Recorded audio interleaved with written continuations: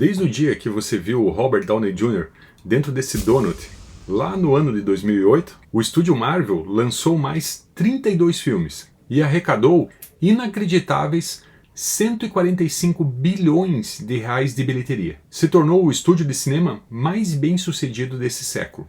E pela primeira vez, desde a cena do donut, a máquina de filmes Marvel, que parecia irrefreável, teve o seu primeiro flop na tela prateada. Mas o que está acontecendo? Desde o começo desse século, a Marvel estava ficando parecida com um de seus personagens. Quem Marco achou o Rubi de Cyttorak se tornou praticamente imbatível, irrefreável, impossível de ser parado. E foi nos quadrinhos que o Professor X descobriu uma maneira de parar o fanático. A fragilidade desse invencível era de natureza interna. E vocês acreditam que para todo o ano de 2024 a Marvel só tem um filme agendado? O que poderia ter parado a Casa das Ideias? O Rubi de Cyttorak estaria cobrando a conta dos 15 anos de superpoderes nas bilheterias? Nesse episódio, vamos analisar como fragilidades internas submeteram a máquina Marvel ao seu primeiro ano de derrotas.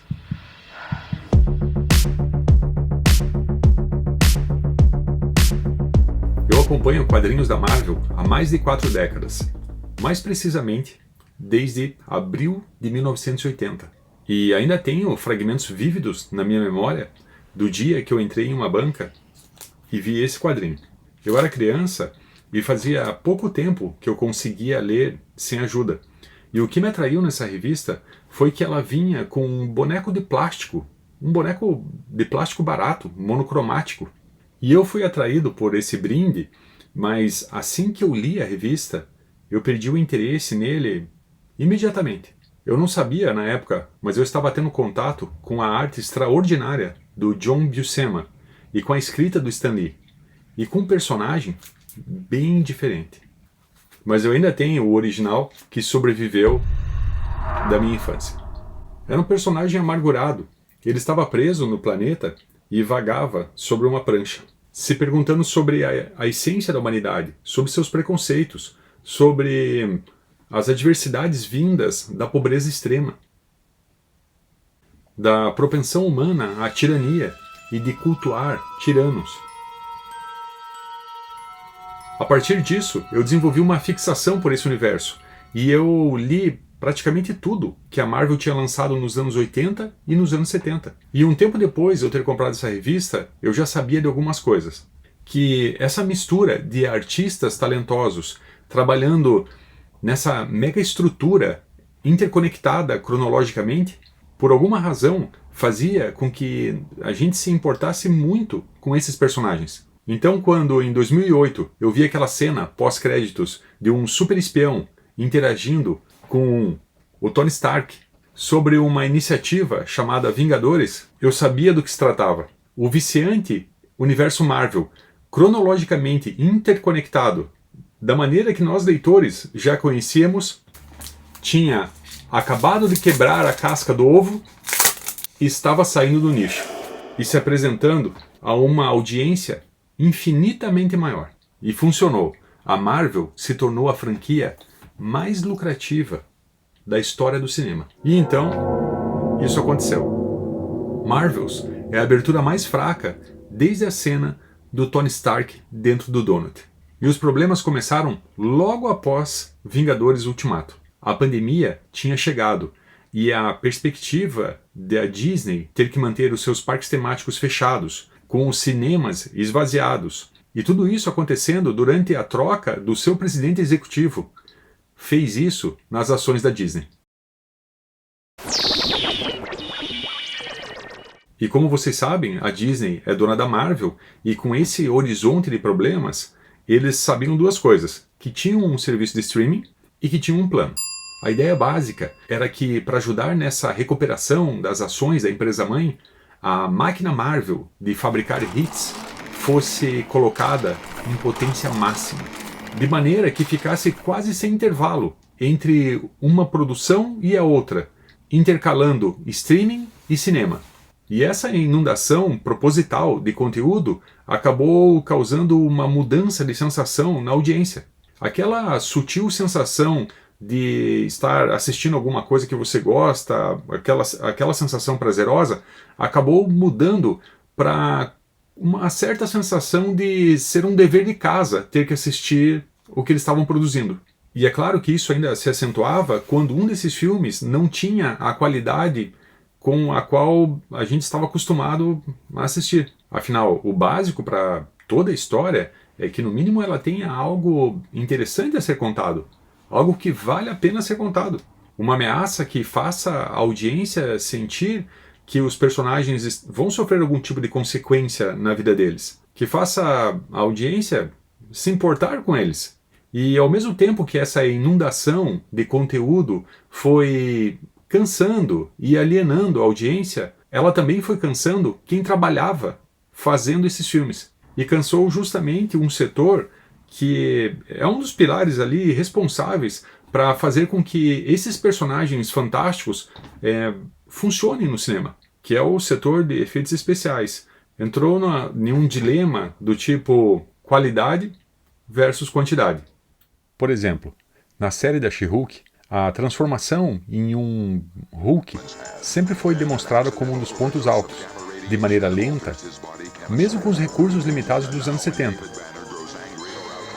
Essa metamorfose é importante para quem está assistindo poder entender melhor a essência do personagem. E na série da She-Hulk, no primeiro capítulo, aparece um breve recordatório, onde a curta e ligeira transformação é composta de uma imagem dos braços dela e de uma imagem refletida na lataria do carro. Tudo isso de maneira muito rápida. Uma solução barata para algo que provavelmente não ficou pronto a tempo, ou que ficou pronto e foi rejeitado. E no decorrer dos outros capítulos, a transformação era sempre essa sequência rápida de quadros. E metamorfose mesmo parecia ter ocorrido na personalidade do Demolidor. O vigilante urbano, violento, que nos quadrinhos tem sua vida marcada por tragédias pessoais e é reconhecido por ter como inimigo um dos personagens mais violentos do universo Marvel. Nessa série ele aparece bem fora de tom, fazendo piadas juvenis do estilo Peter Parker, despossuído de sua aura para poder se enquadrar nessa necessidade que o streaming tem de chegar a uma audiência muito mais ampla e de uma idade mais baixa. Uma necessidade financeira. E ainda falando sobre filmes com personagens fora do tom, após trocar inúmeras vezes de escritor e até de diretor, o filme do Blade foi adiado novamente, pois ele estava caminhando para uma história cheia de lições de vida, onde o Blade teria sido colocado como uma espécie de coadjuvante dentro do próprio filme dele. Você não ouviu errado. Nós estamos falando do Blade que surgiu no final dos anos 90 em uma rave, e no final de 2022 a Disney faz uma troca de Bobs, de presidentes executivos. Sai o Bob Chapek, que havia assumido no começo de 2020, e volta da aposentadoria o Bob Iger. O Bob Iger já havia sido presidente da Disney por 15 anos, anterior ao Bob Chapek, e ele que foi o responsável por esse grande crescimento que a Disney havia atingido nesse período. Foi na gestão dele que aconteceram as aquisições da Pixar, da Lucasfilms, Star Wars e Indiana Jones. Ele também teve um papel importantíssimo na aquisição da Marvel, porque o board da Disney era muito protetivo com relação à marca. Ele é muito protetivo com relação à marca e achava que os personagens da Marvel tinham um tom violento e que suas histórias tinham um potencial de danificar a marca Disney. E o Bob Iger conseguiu convencer o board da Disney que a Marvel também trazia valores que eram alinhados com os valores da Disney. Então ele voltou da aposentadoria e nesse dia as ações da Disney subiram 6%. E voltando aos problemas do universo cinemático da Marvel, já é um consenso que para que esses filmes possam funcionar bem, não é importante só que tenham heróis carismáticos. É muito importante que a figura do vilão seja muito relevante para a estrutura dessas histórias. Então, da mesma maneira que a construção narrativa da fase anterior estava apontada para o Thanos como o grande vilão, a grande ameaça, a fase pós-Ultimato começou a apontar para o vilão chamado Kang. E o problema é que o ator Jonathan Majors, que interpreta o Kang, chegou a ser preso esse ano por conta de uma acusação de agressão à namorada. E essa ex-namorada também chegou a ser presa esse ano devido a uma contra-reclamação dele, na qual ele alega que ele é a vítima da briga. Então, esse caso ainda está se desenrolando na justiça americana e os veículos que cobrem o universo Marvel nos Estados Unidos já especulam sobre uma troca de ator, o que já ocorreu antes no MCU. Porém, nesse caso específico seria um pouco mais difícil, porque o rosto do Majors já apareceu em monumentos, em estátuas, em vários elementos que são importantes para a estrutura narrativa desse arco da história. Então, agora eles comentam também sobre uma possível troca de vilão. Doutor Destino? Talvez? E no meio de todos esses problemas, a greve dos roteiristas e dos atores paralisou a máquina de fabricar filmes. O filme do Capitão América foi adiado em 9 meses e o do Blade ficou para 2025. Mais de 6 anos depois que o ator principal foi anunciado para o papel do protagonista, e com um orçamento muito mais baixo do que os padrões anteriores. E para complicar ainda mais essa fórmula, o Indiana Jones, que não é da Marvel, mas que pertence à Disney, também flopou no cinema esse ano. E a Disney viu a Barbie lavar de pink as bilheterias mundiais e se tornar a maior bilheteria de 2023.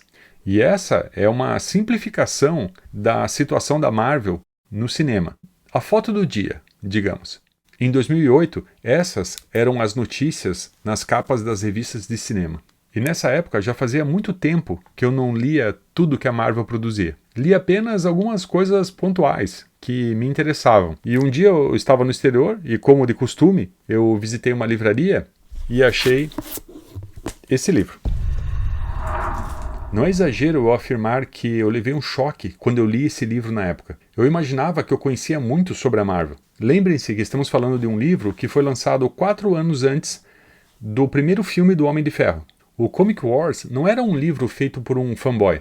Ele mostrava de maneira jornalística as entranhas das batalhas entre dois magnatas pelo controle desses personagens. E como isso levou a editora a ter uma dívida de mais de 600 milhões de dólares. Na continuação desse episódio, nós vamos mostrar como essa editora, que chegou a ter quase um pedido de falência nos anos 90, se tornou a maior franquia da história do cinema.